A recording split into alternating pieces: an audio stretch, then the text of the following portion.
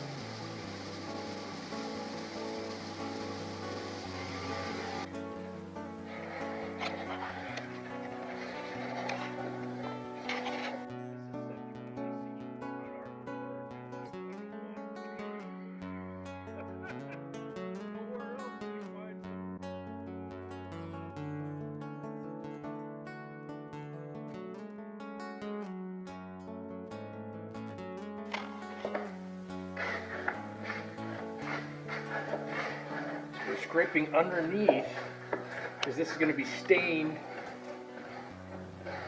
weathered oak. And you have to remove all the red.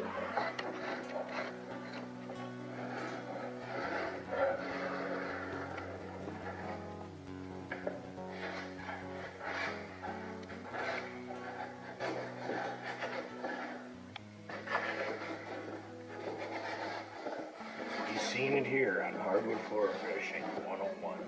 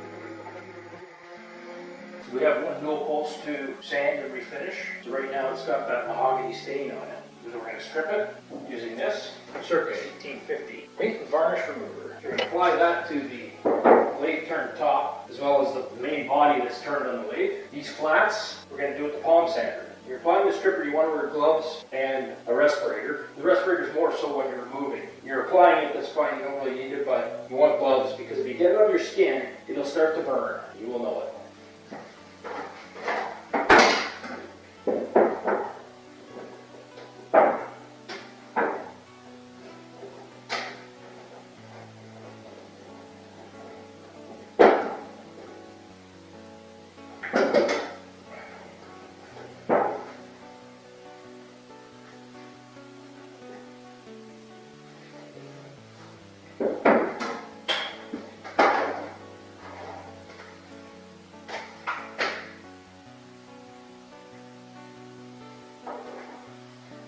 You want to liberally apply this and let it work its way in for a period of time.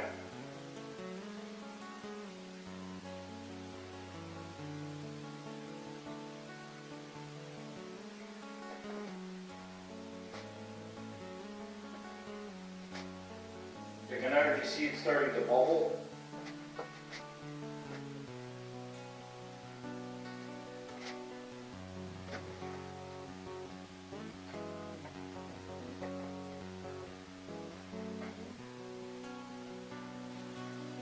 You should wear a respirator when you're applying it.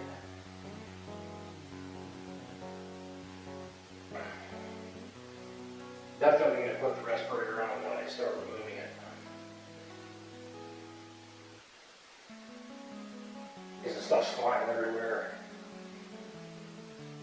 You don't want to get any of the stuff on your skin. You don't want to inhale any of it either. So I can see it just bubbling off right now. So this post right now has like a mahogany type stain on it.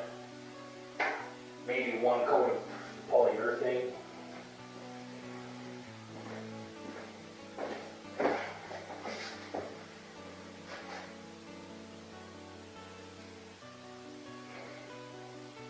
You want to tape this stuff into all the cracks and the crevices.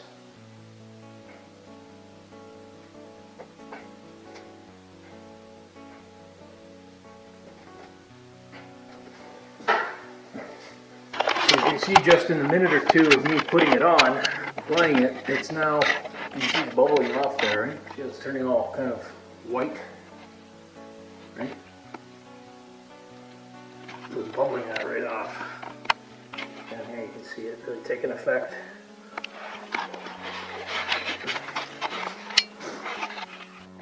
At this point, I'm going to let that work itself in for a few minutes, and then I'm going to remove it with a wire brush, and also I'm going to remove it with the 3M stripping pads. Okay, so I've also removed the bottom of the handrail, and you see all these areas in here and around the perimeter of this radius, and it's definitely inside here. It's very difficult to get in there with the hand sander. You have to do hand paper, but to get the palm sander in there, I've done what I can on the surface and on the bottom.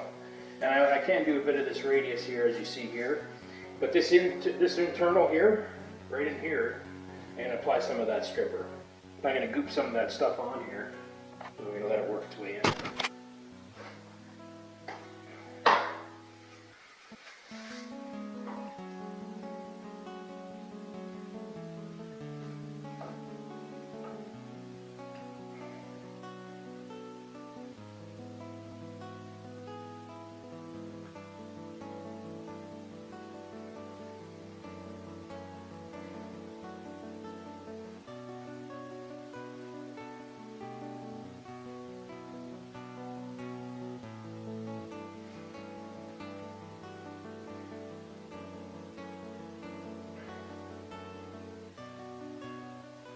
I'm not concerned about getting it on the wood either, if it's already been stripped.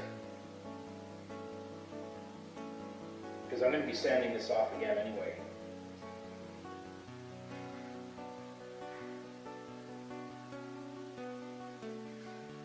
You can see it already working its way in. It works very quickly. You can see the transfer onto the brush. So it's just peeling it off almost as soon as I put it on. I'm going to still give that some time to work its way in.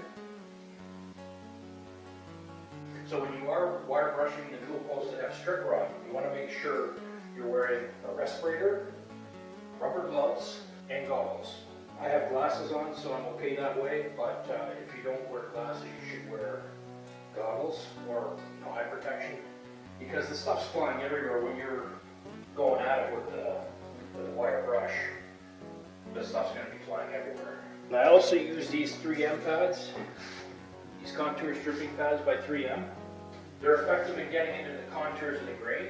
We're totally changing the color here. We're putting on a weathered oak, and then we're applying satin urethane over top. But right now it's like a mahogany, a red mahogany, so we want to completely change the look. So we really want to remove as much of that existing stain. The oak, just when you have the bare wood, this would have been bare wood at one point before it was stained. So the absorption, the oak just sucks it in like a sponge, so it really penetrates very deep into the pores.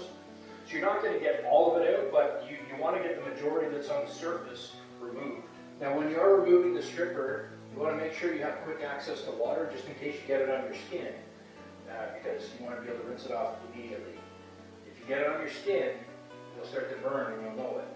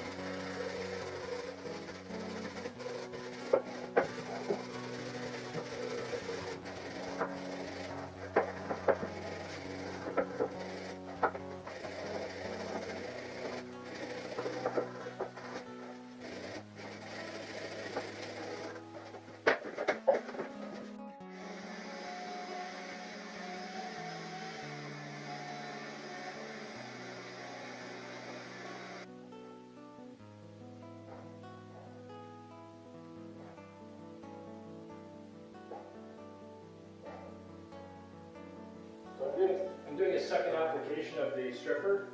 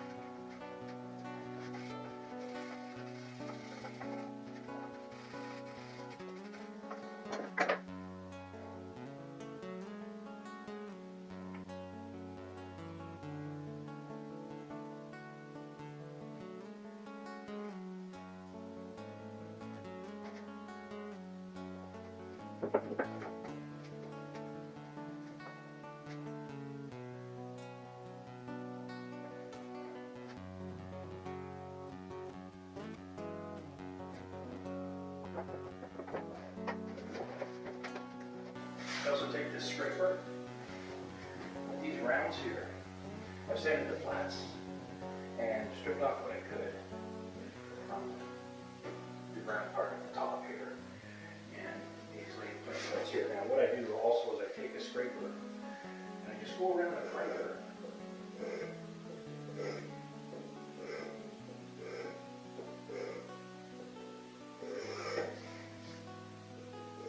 Just remove materials on there. And then after that, I took a 60 grit on the palm sander and I went around the perimeter, just like this.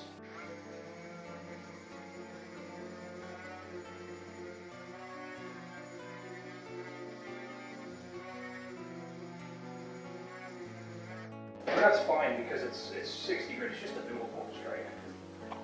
So this is what I'm left with. The perimeter of the grain like this, it's very difficult to get this out. When this wood is bare, the stain gets absorbed by the wood. I took the wire brush to all of this, all of these areas, this wire brush, and I took the 3M pad to all of this. When I apply the weathered oak stain, this will blend in, and that's now ready for stain. So 60 grit finish on the flats, that's fine, it's just a newel post. And the rest is done with the wire brush, the scraper, and the 3M pad. So I'm now going to take this 100 grit paper on my palm sander, and I'm going to do these rails.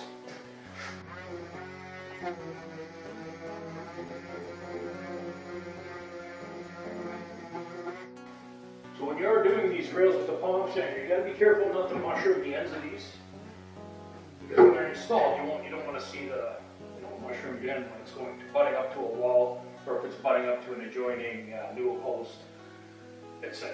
You don't want to mushroom the ends. You want to make sure that this stays flat and sharp. This tool, you want to make sure you go across straight. Don't do that. Keep this edge nice and sharp. That's going to be butting up to the newel post over here. Okay? So you want to keep that sharp. If it's a radius end, like over here, it obviously doesn't matter, but for those other areas, if they're flat, keep them flat.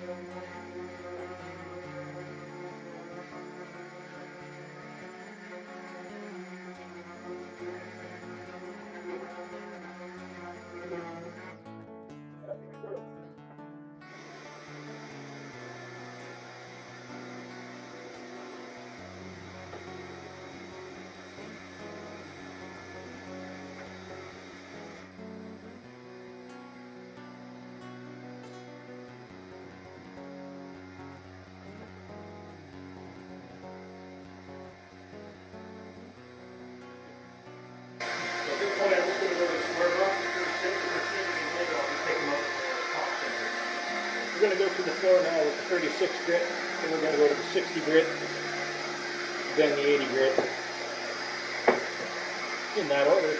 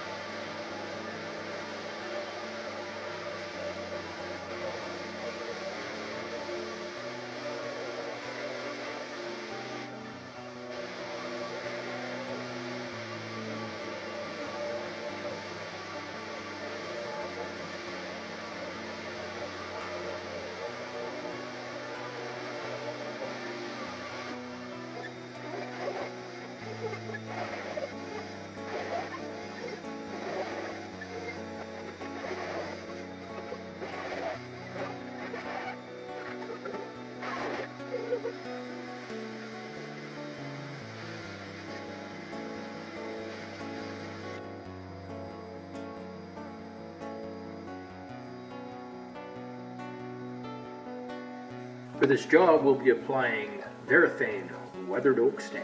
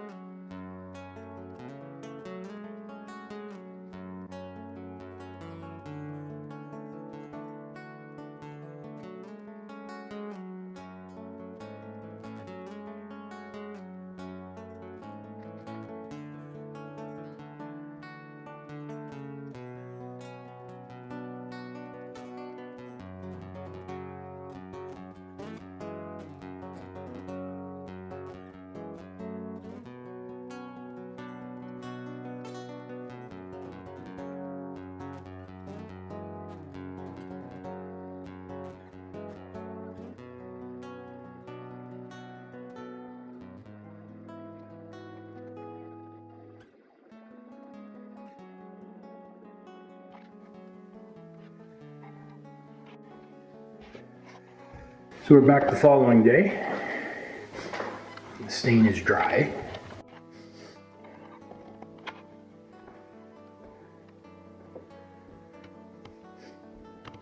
And it's looking spectacular right now. We have a Varathane weathered oak stain. It's looking absolutely spectacular.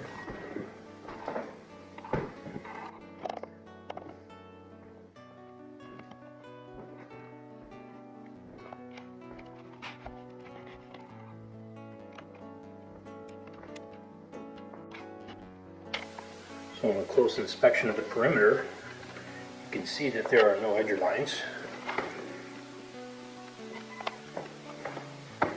The entire perimeter is edge line free. No circular lines anywhere. These are removed by scrape burn palm sander.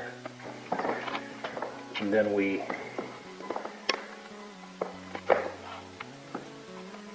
sanded the floor with the OBS 18. So I've mentioned this before previously. In order to achieve a perfect stain job, or as close to perfect, I guess nothing's perfect, but as close to perfect as you can get it, you just have to go through a few necessary steps. And if you do these steps, you can achieve a very nice stain job.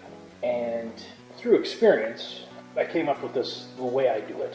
Try to think of the floor as a piece of furniture. How would you finish sand furniture? Like an oak table, a chest of drawers, a dresser. How would you finish sand it? You palm sand it. Now, a floor, we're not going to take it up to 280 grit. It's not necessary. It's a floor. But we will be screen sanding 220 grit between finishes. So in that respect, it will have a surface finish to the touch of a 220. But when you're sanding the floor, I go up to 80, and I go up to 80 with the square buff, with the OBS 18. So when I was sanding this room, I started at this point right here. So let's say 2.5 feet from this wall is where my drum starts, and I proceed to do the entire room. So all along here, I had one stop line. So because my direction started over here, and I went across, now you see the reason why I do that. This is the furthest visual point from where you're coming into the room over here, right? You see the entrance over here, and so you're entering the room here. So I'm not going to start my drum sanding here and put a big line here and then have to remove it. I mean, it doesn't matter if you do, theoretically, as long as you're going to remove that line. Because visually you'd see that line more predominantly if I was to start here and sand across, right? So I'm going to start on the fireplace wall, which is the furthest point from the entrance of the room, right? So it's going to visually leave my line furthest away from a visual point, just in case you slack off and you don't take your line out. You go through the steps, your floor can look like this. You just got to make sure you take the time, you go through all the steps, and your stain job will look absolutely spectacular. That's what we're trying to achieve here. Always think of it like, when I'm doing a job, I think this is the last job I'm going to do. So that's the way I think about it. You just go through the steps, make sure you take the edger lines out, make sure you take the stop lines out, then do your OBS 18 sanding. So, in this job, after we took out the edger lines and the stop lines, I started with 36 grit on the OBS 18. That's always your safest bet. So, listen to this and think about what I'm saying here. I drum sanded with a 60 grit on the drum. So we're already at a 60 grit finish going this way, going lengthwise across the room, right, back and forth. But then I dropped it, when I put the square buff on, I actually dropped the grit down to 36. So I went to a coarser grit. Right? So there's a little trick that you can do. Then you know when you drop it down to a coarser grit than what you actually drum sanded, because it was drum sanded to a 60 grit, it was edger sanded to a 60 grit. Then it was scraped, the ends of the planks were scraped, and the corners were done. We used a palm sander to do the ends. We did that with a 60 grit, 36 and 60 on the ends of the planks. But then, when I go to use the OBS 18, I used a 36 grit first, and I covered the entire floor. So I was going back and forth 3 or 4 times, I believe. It was dusty, it was a lot of dust, picked up a lot of dust. Vacuumed everything, went up to the 60 grit. We did 5 passes with the 60 grit. Then after that, thorough vacuum, Swiffer the floor, tack it, and then we applied the stain. So if you're curious as to why the risers and stringers aren't done, the customer's actually going to paint these risers and stringers white after we're done, and they're also going to paint their balusters. That's why the balusters are removed here. For this job, we will be applying 3 coats of Fabulon satin urethane.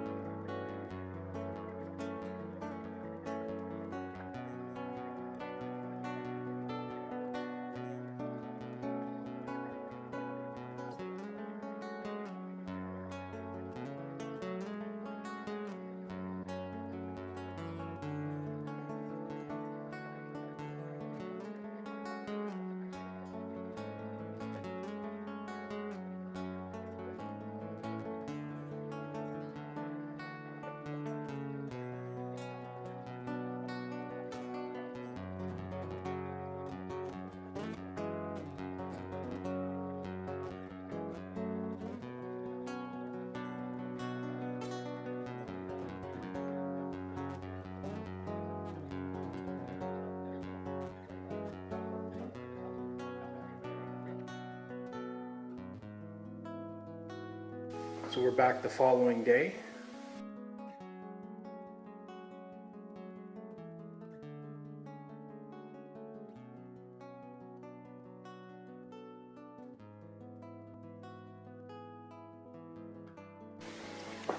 So this is Varathane weathered oak stain.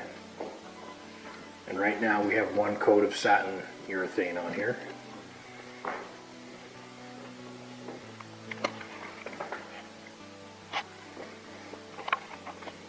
Just did that little threshold piece there. Now we've done the treads only in this, and the handrail, and the one newel post. This customer has requested to do the balusters, the risers and stringers themselves, so we'll be painting those white. So it's looking pretty good. I'm going to 220 grit manually screen sand this floor, vacuum, Swiffer, then apply the second coat.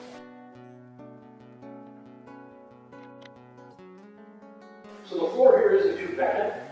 It only has one coat on it, and there's a stain on it. This is why we can't be too aggressive. But other than the odd urethane pop, it's actually quite good. I had sanded this with the OBS 18, the finishing sander, to 80 grit paper. So it's actually pretty good right now. Again, there's some urethane pops here and there.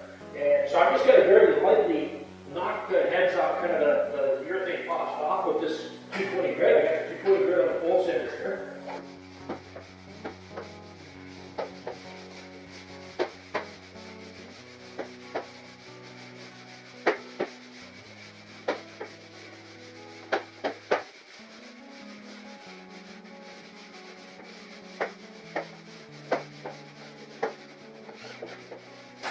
So if you notice, I'm not leaning into this at all. I'm not putting a lot of weight or pressure on this at all.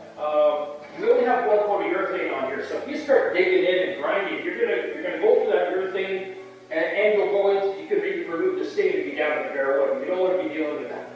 So now that I've done that, just going over like that, it's smooth as glass. Like it's just unbelievable. You're gonna have the green texture there, of course, and you want that because you actually. If it's wood, you want to see the beauty of that oak when you apply the urethane, so you want to kind of see a bit of a green texture there.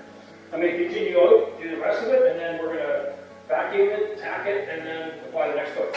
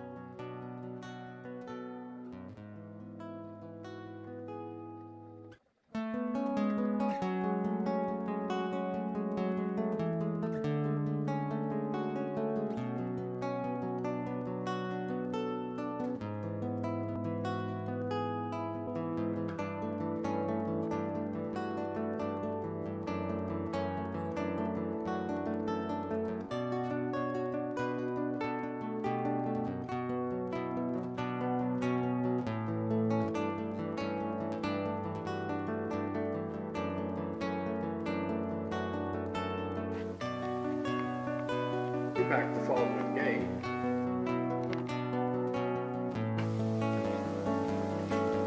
The second coat is dry.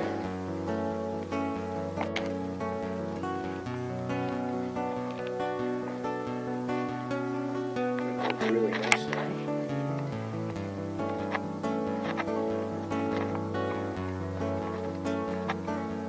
Two coats of satin urethane. Applied over Varathane, weathered oak stain.